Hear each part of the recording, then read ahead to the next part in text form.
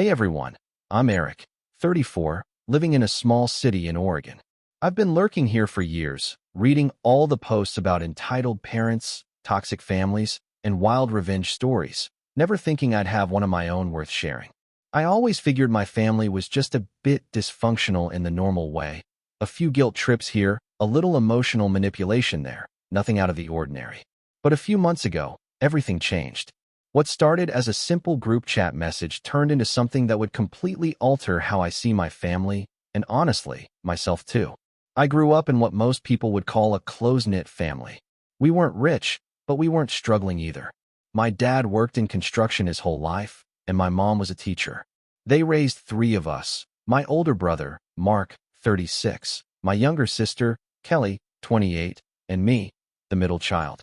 Mark was always the golden boy, the one Dad bragged about to his friends, the one who could do no wrong. He was athletic, confident, and had that slick kind of charm that made people think he was smarter than he actually was. Kelly, on the other hand, was the baby, coddled, spoiled, and perpetually rescued from every bad decision she made. Then there was me. I was the quiet one, the dependable one, the one who showed up early, stayed late, and got things done without a fuss. I never complained because I thought that's what good sons do.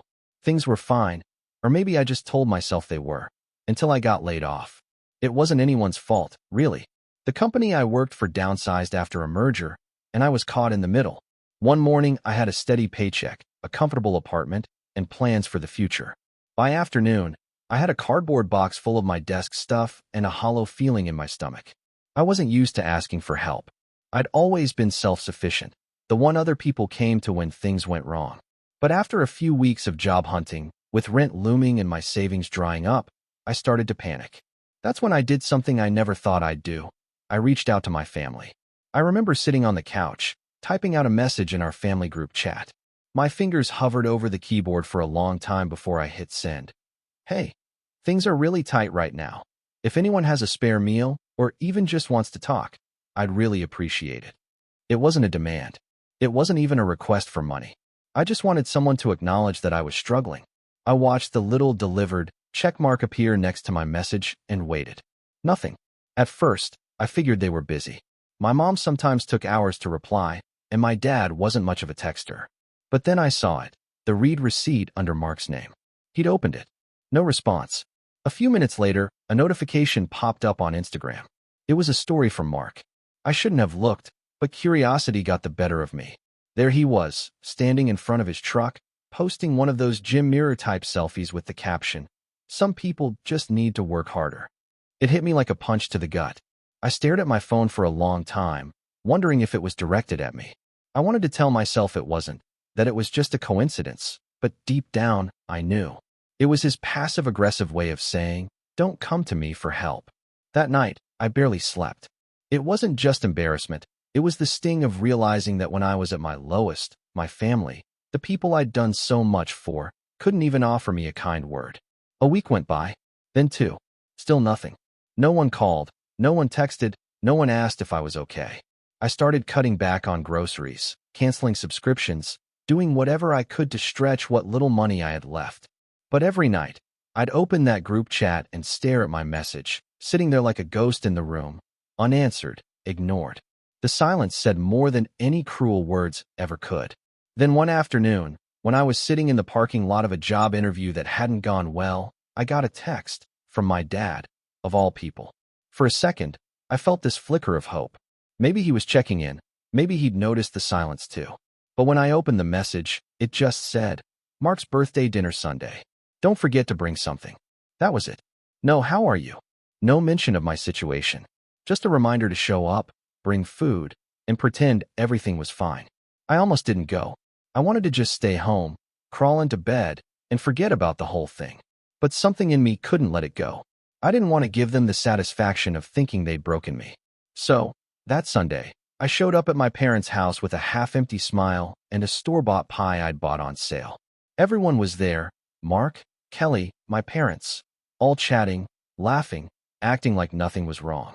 I took my usual seat at the end of the table and listened as they talked about Mark's promotion, Kelly's new apartment, and Dad's upcoming fishing trip. Not one person asked how I was doing. At one point, Mark leaned back in his chair, looked at me, and said, "So, you find a job yet?" The way he said it, that smug half-smile on his face, made it clear he already knew the answer. "Still looking," I said, keeping my tone neutral. He chuckled and said, "Man, tough world out there. Maybe you should try what I do. Get up early, grind harder. No excuses." The room went quiet for a moment, and I could feel my mom's disapproving glance, like she wanted me to just let it go. So I did. I didn't want to give him the satisfaction of a reaction. But inside, something in me hardened. I realized that no matter what I did, I'd never be anything more than the family's punching bag, the dependable middle child who was expected to show up, shut up, and be grateful. Then, just when things were starting to feel hopeless, life threw me a curveball, in a good way, for once. A friend from college reached out about a position opening at his company. It wasn't glamorous, but it was solid work with good pay and benefits. I nailed the interview, and for the first time in months, I felt like I could breathe again. Within a few weeks, I was back on my feet. I moved into a new apartment, paid off my overdue bills, and even started saving again. It felt like I was finally closing that awful chapter of my life. I thought I'd put all that bitterness behind me, until one morning, about a month later, my phone buzzed with a call from my dad. I hadn't heard from him since Mark's birthday dinner. His voice was calm, almost too calm. "Hey, Eric," he said. "How are things going?" I told him I was doing well, that I'd found a new job and was getting settled. There was a pause. Then he sighed. "Listen," he said, "your sister's car broke down. She needs $2,500 fast. Can you help?" For a second, I just sat there, staring out my office window. The irony of it all almost made me laugh. A month ago, I couldn't even get a reply to a message asking for emotional support, and now, suddenly, they were coming to me for money. I leaned back in my chair, took a slow sip of coffee, and let the silence stretch just long enough for him to start sounding nervous. Then I said, and that's where things started to get really interesting. I didn't answer him right away. I just sat there, letting his request hang in the air like a thick fog. My dad wasn't used to silence, not from me anyway. I'd always been the one who said yes before he even finished asking. I could almost picture him gripping the phone tighter, waiting for me to swoop in and fix things like I always did. Finally, I said quietly, "You're calling me? After all this time?" He hesitated. "Well, yeah, Eric. You're good with money. You've always been responsible. Kelly's in a tight spot, and your mom and I are stretched thin this month." Responsible. That word hit differently now. I asked him what happened to Kelly's car. Apparently, she'd ignored a check engine light for weeks until it completely broke down. The mechanic quoted her a repair cost of $2,500, and of course, she didn't have the money. She'd spent her last paycheck on essentials. "I told her she needs to learn to budget," my dad said, like it was somehow funny. "But, you know, she's still young. She's 28, I reminded him. He chuckled awkwardly. "Right, but she's your sister, Eric. Family helps family." That phrase, "family helps family," felt like a slap in the face. I told him I'd think about it, and hung up. I spent the rest of the day replaying everything in my mind. The silence after my message. Mark's Instagram post. The smug tone at dinner. All the years I'd spent cleaning up their messes, covering for them, helping out when things went wrong, and getting nothing but indifference in return. That night, I got a text from Kelly herself. It was just 3 words. Needed ASAP. No greeting, no explanation, not even a please. It was like she was placing an order at a drive-thru. I didn't respond. The next morning, I had 4 missed calls, 2 from her, 1 from my mom, and 1 from my dad. The group chat, which had been silent for months, suddenly lit up with messages. "Mom, Eric, your sister's really upset. Can you just send it to her? We'll make it up to you." "Dad, she's stranded at work right now. Be a good brother." "Kelly, you literally have a good job now. What's the big deal?" The nerve. The absolute nerve. I stared at my phone, my heart pounding. I couldn't believe the audacity. When I'd needed just someone to talk to, they'd ghosted me. Now they were demanding money like it was an obligation. I ignored them all day. By evening, Mark chimed in. "Mark, dude, just help her out. Don't be dramatic." That was it. That was the final shove. I could feel something boiling in me. Over the next week, the calls kept coming. My mom left voicemails, her voice soft and guilt-laden. "Eric, sweetheart, I know you're upset, but Kelly's really in trouble. You know how she gets when she's stressed. Yeah, I knew exactly how she got. Careless, entitled, and certain someone would always rescue her. Then the manipulation began. Mom called one evening and said, "You know, when you were in college, we helped you out with tuition. We never asked for anything in return. It would mean a lot if you could show the same generosity." I almost laughed. Help me out? I worked 2 part-time jobs through college. They covered 1 semester's books and acted like they'd paid my entire way. But I didn't say that. I just said, "I'll think about it," and hung up. The next day, I found out what thinking about it earned me. Kelly posted on social media, one of those vague "woe is me" posts, about how some people in the family forget where they came from once they start making money. She didn't name me, but everyone knew. It was surreal watching her play the victim so easily, like she'd rehearsed it. And my parents? They didn't defend me. They didn't even call to ask my side. They just let the narrative unfold. A few days later, I went to visit my parents, mostly because I needed to see their faces, to see if they actually believed the nonsense Kelly was spreading. The moment I walked in, the tension was thick. My mom was at the kitchen table, pretending to read, and my dad was watching TV, but not really watching it. "Hey," I said, trying to keep my voice steady. Mom looked up. "Erik, I don't understand why you're being so stubborn. She's your sister." I stared at her. Stubborn? For not giving away thousands of dollars after you all ignored me when I couldn't even buy groceries. Her lips tightened.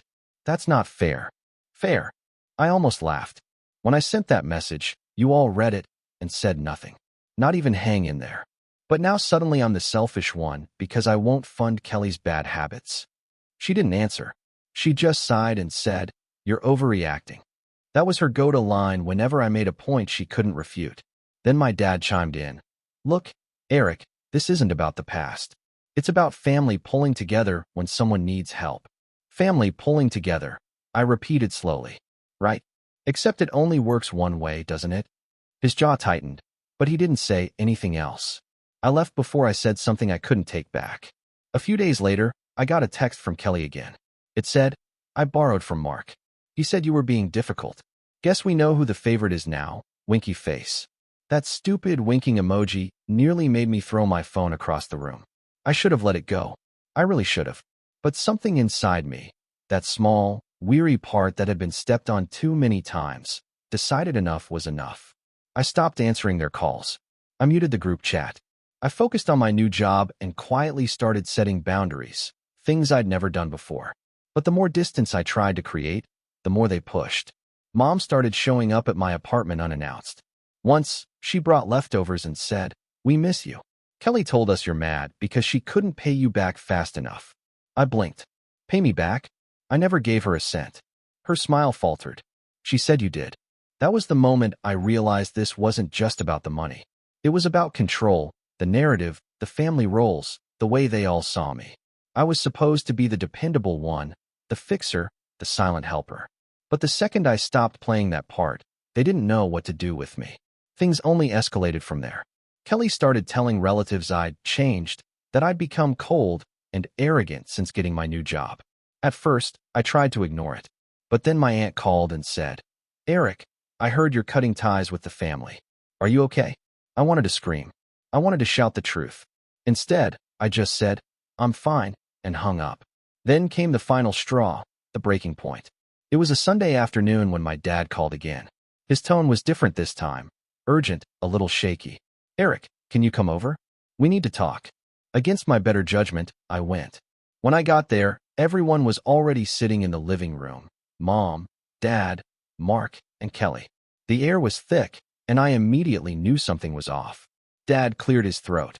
"Your sister's been really upset," he began. Kelly sniffled dramatically. "I just don't understand why you're so mean to me, Erik. I was just trying to ask for help." I folded my arms. "You mean when you and everyone else ignored me for months, and then expected me to hand over thousands of dollars?" She shook her head, tears welling up. "That's not fair. You're twisting it." Mark leaned forward. "Bro, you've been acting weird ever since you got that new job. It's like you think you're better than us." "I don't think I'm better," I said, my voice tight. "I just finally realized I deserve the same respect I've been giving for years." My mom sighed. "This isn't who you are, Erik. You've always been the kind one." "No," I said quietly. "I've always been the quiet one. There's a difference." For a second, no one spoke. Then Kelly stood up and said, "You know what? Maybe I shouldn't have asked you for help. You clearly don't care about family." And then, as she grabbed her purse to storm off, something slipped out of my dad's mouth that made everything inside me go cold. "Well, if you hadn't spent your bonus on that new laptop, maybe you could have helped her." I froze. "How do you know about my bonus?" The silence that followed told me everything. I turned to Kelly. She looked guilty, then defiant. "You told them?" I asked. She crossed her arms. "You posted about your promotion. I figured you could afford it." My mind was spinning. I hadn't told anyone the details of my finances. I hadn't even mentioned the bonus publicly. The only person I'd shared that with, privately, in confidence, was my mom, weeks ago when she asked how things were going. That's when it hit me. They'd been talking about me behind my back. They'd been keeping tabs, twisting my words, turning my success into ammunition. I felt something inside me snap. Years of quiet loyalty, swallowed pride, and second chances, all of it cracked in that moment. I stood up, took a slow breath, and said, "You know what? I think I finally get it. This family only cares about me when I have something to give." My dad frowned. "That's not true." But I cut him off. "No, it's exactly true. When I needed you, I was invisible. But the moment I had something you wanted, suddenly I mattered again." I grabbed my coat. My mom tried to stop me, saying, "Erik, please, don't leave like this." But I was already walking out the door. My heart was pounding, but underneath the anger, there was something else, clarity. What I didn't know then was that this was only the beginning. Because the very next morning, I got a message that changed everything and set in motion a plan I never thought I'd have the nerve to carry out. When I left my parents' house that night, I didn't drive straight home. I pulled into a deserted parking lot, killed the engine, and just sat there in the quiet. The rain had started again, soft, steady, almost cleansing, but inside, I felt hollow. I kept replaying their faces, their words, that look of disbelief when I finally stood up for myself. For years I'd been the one who kept the peace, the one who apologized first, the one who made things right. But this time, I couldn't do it anymore. Something had broken, and there was no gluing it back together. I must have sat there for an hour before I drove home. When I got inside, the silence hit me like a wave. My apartment had always been a safe place, but that night it felt different. Not lonely, exactly, but empty in a way I couldn't explain. I made coffee just to have something to do with my hands, but it went cold on the counter. My phone kept buzzing, texts from Mom, a missed call from Dad, and one final message from Kelly that simply said, "You're pathetic." I didn't reply.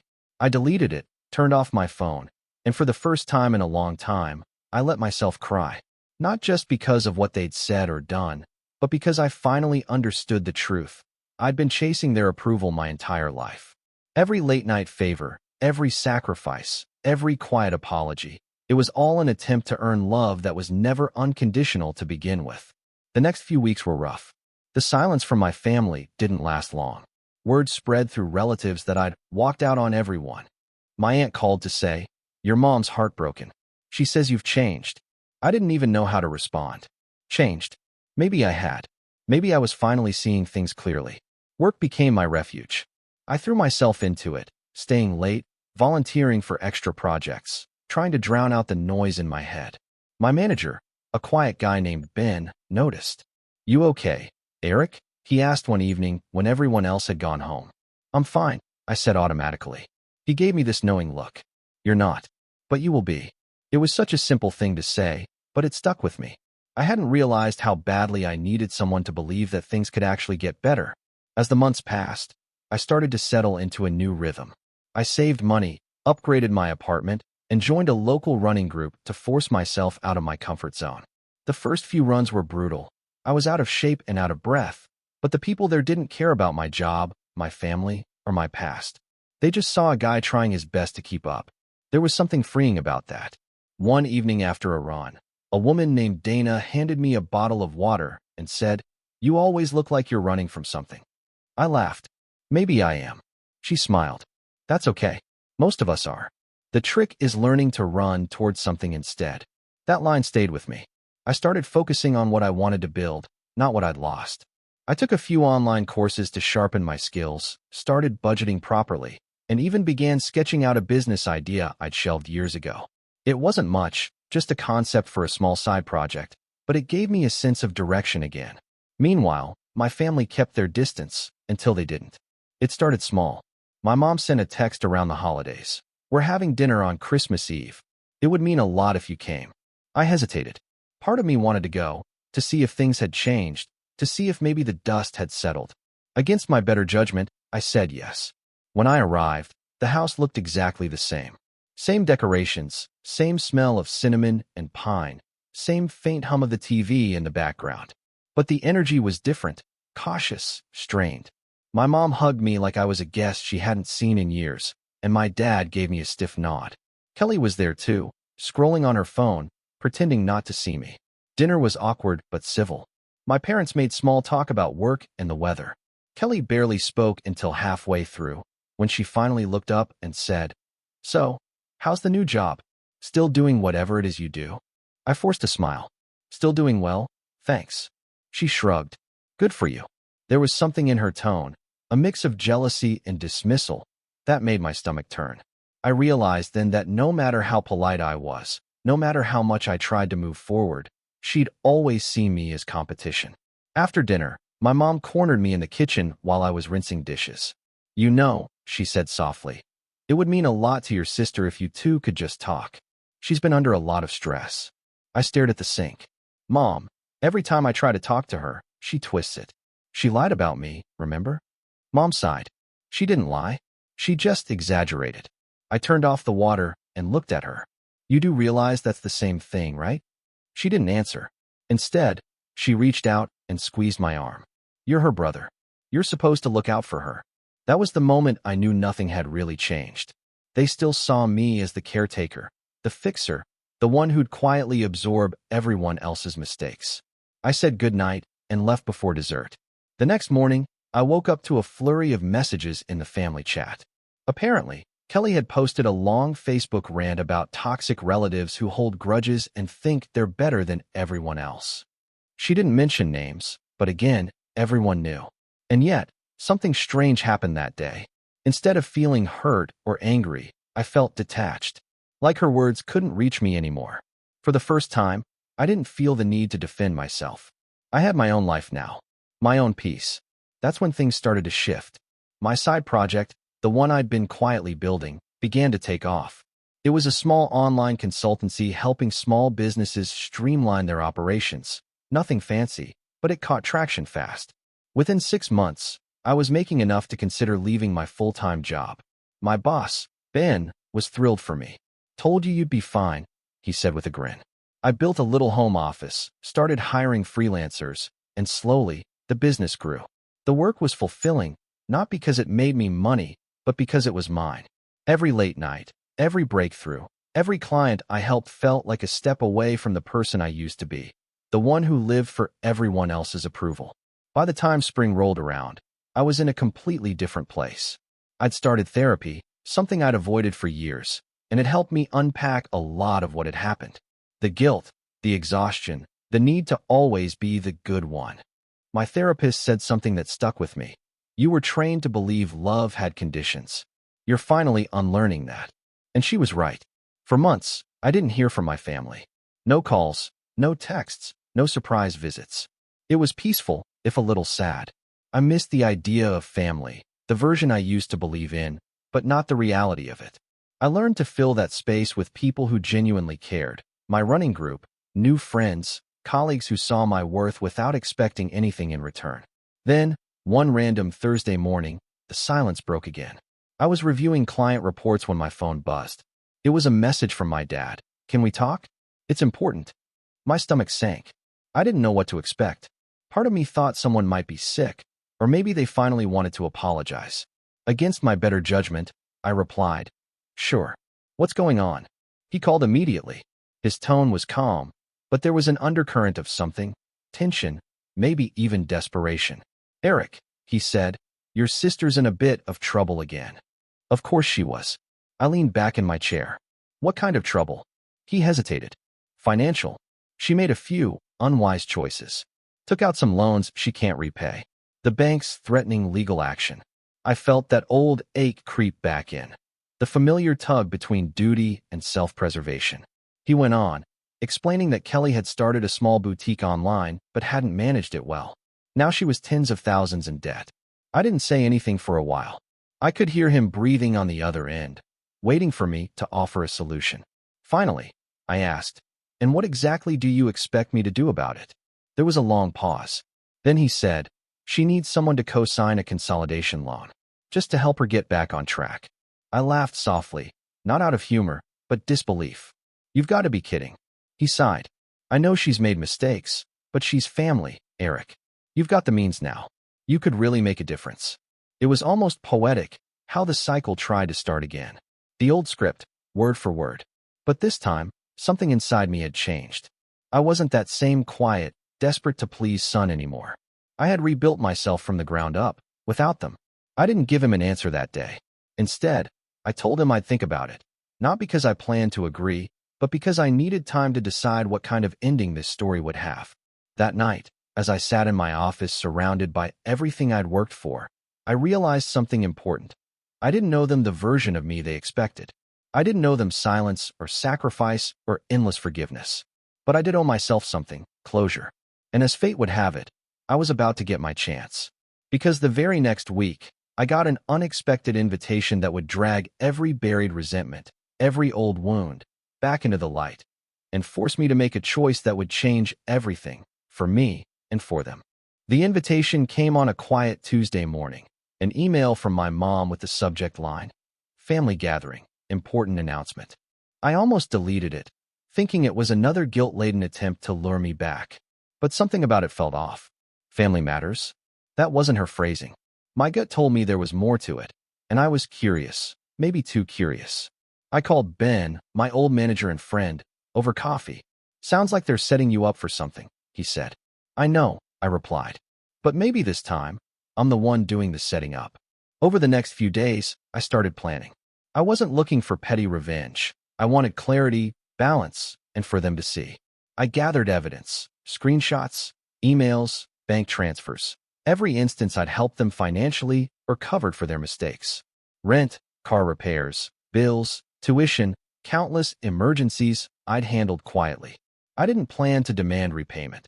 This was about demonstrating how much they'd relied on me without acknowledgement. I also investigated Kelly's business troubles.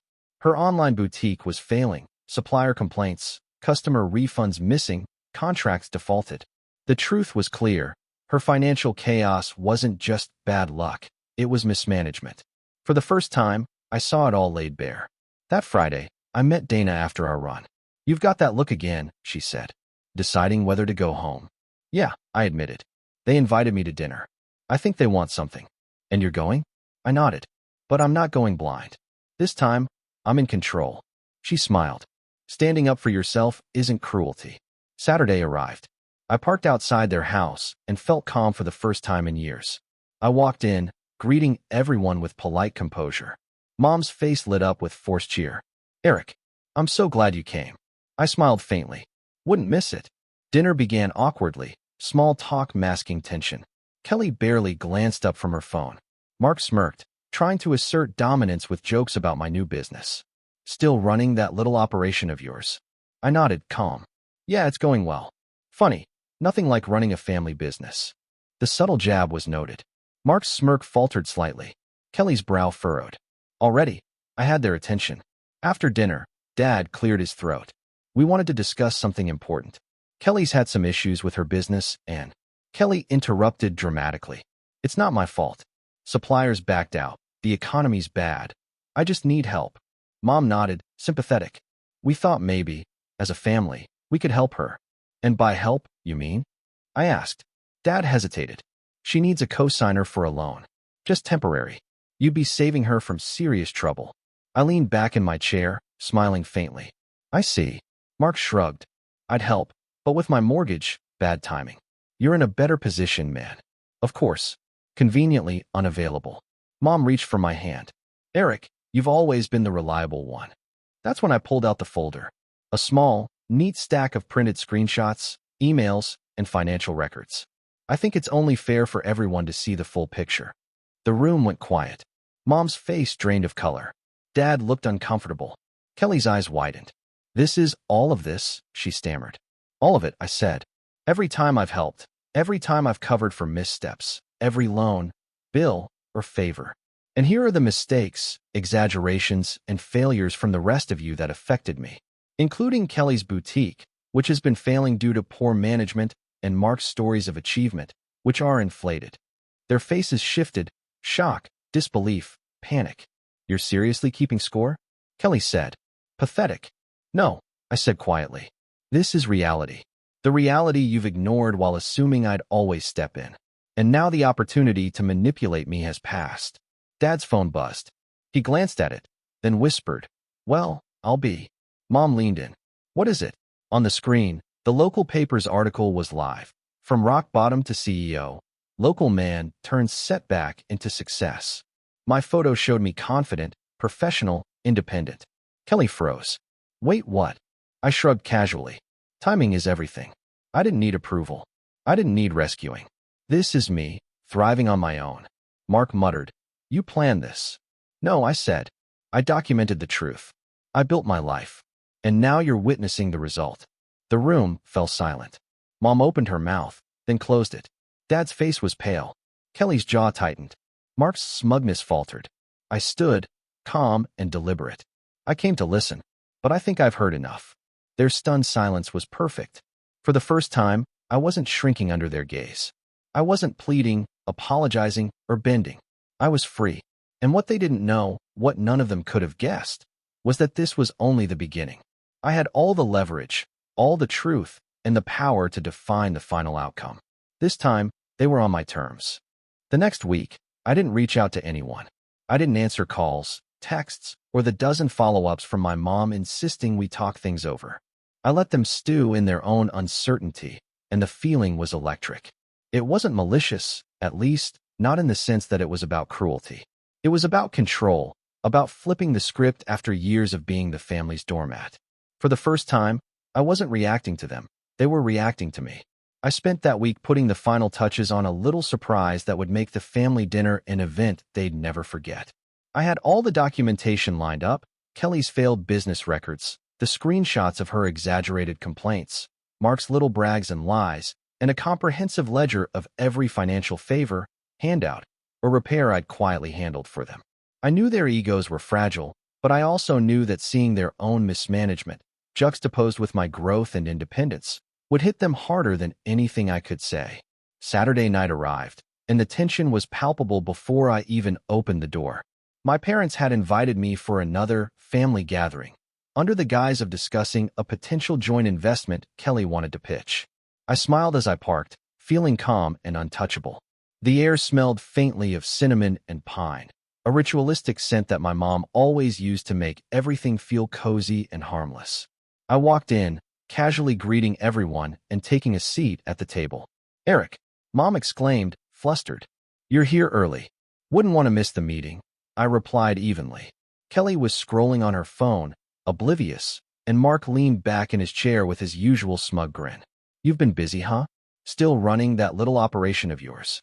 I nodded, smiling. Yeah, it's been going well. Funny, though, it's nothing like running a family business. I could see the irritation flicker in Mark's eyes, and Kelly's brow furrowed. Already, I had them right where I wanted. Dinner started like any other, polite and cautious, with my parents trying to ease tension. Then, when the plates were cleared, I finally brought out the folder. This is something I've been working on, I said, laying it gently on the table. I thought it would be fair for everyone to see a comprehensive history of how I've supported this family over the years, financially, emotionally, and otherwise. Mom's face went pale immediately. Erik, I don't think. Mom, please, I interrupted calmly. I want everyone to see this clearly. I flipped open the folder and began showing each page. Screenshots of bank transfers to Kelly for rent, Mark for car repairs, countless times I'd paid for family emergencies they hadn't even acknowledged, and emails documenting years of ignored requests for help or even a kind word when I needed it most. The room grew quiet. Kelly's mouth opened, closed, then opened again. Mark's eyes darted nervously to my dad, who was trying not to look as shocked as he was. This is all of this? Kelly stammered. I nodded. All of it. And I've kept records of every misstep and exaggeration made by the rest of you that's impacted me. For example, Kelly's business, the one that keeps failing because she can't manage finances, is well documented in these supplier complaints. I spread out printed screenshots from the forums and client complaints.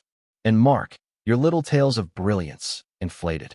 All verifiable errors and exaggerations. You may be the golden boy in Dad's eyes, but the truth is very different. The air was electric, almost thick with disbelief and anger. Mom covered her mouth with her hand. Dad's face was white. Kelly's eyes were wide, as if she were seeing me for the first time. I see, Mark muttered, trying to maintain control. And what exactly is your point, Erik? I smiled, but it wasn't mean. It was sharp, precise, and full of intent. The point is simple. I am no longer the family's silent servant. I am no longer the one expected to bail everyone out or silently accept disrespect. I've built a life independently. I've become successful without your interference, your manipulation, or your favoritism. I pulled out my phone and tapped a few buttons. A moment later, the front page of my laptop displayed the article from the local newspaper. From rock bottom to CEO, local man turns setback into success. The photo showed me confident, smiling, professional, and completely self-sufficient. Mom gasped. Erik, you didn't know? Exactly, I said. I don't need approval, and I don't need rescuing. This article proves it. I've earned my independence. I've worked for every step, unlike what you like to assume about me. Kelly's voice rose. You're rubbing it in. I shook my head. No, I'm simply showing facts. The same way you exaggerate, manipulate, and rely on others, I've documented everything to show what true effort looks like. And the timing? Well, let's just say some things fall into place perfectly when you stop chasing approval and start living for yourself. Mark's face had gone red, and he shifted uncomfortably in his seat. Erik, this is excessive. No, I said softly, leaning forward, calm but unyielding. This is reality. The reality you've tried to ignore while continuing your comfortable lives at my expense. And the reality you are now forced to face. I am in control of my own life. I don't need you. I don't need Kelly's crises. I don't need Mark's judgment. And I don't need Mom and Dad's selective approval. Mom's hand trembled slightly as she reached out. Erik, we didn't realize. I shook my head gently. No, you realized exactly what was happening. You chose to ignore it. And now, the opportunity to manipulate me has passed. Kelly was shaking with fury. You think this is over? You think showing off your money and success changes anything? I smiled faintly. No. What changes everything is that I am no longer part of the cycle. I don't have to engage in your drama anymore. I am free. You want drama? Go ahead. But it won't touch me. Dad opened his mouth, then closed it again. I could see the confusion, the disbelief. The authority he had wielded over me for decades was evaporating. The golden child, the coddled daughter, and the so-called loving parents. All their narratives had been stripped bare, and the silence that followed was the loudest sound I'd ever heard in my life. Over the next few days, I kept my distance. I continued running my business, building my consultancy, and solidifying my life.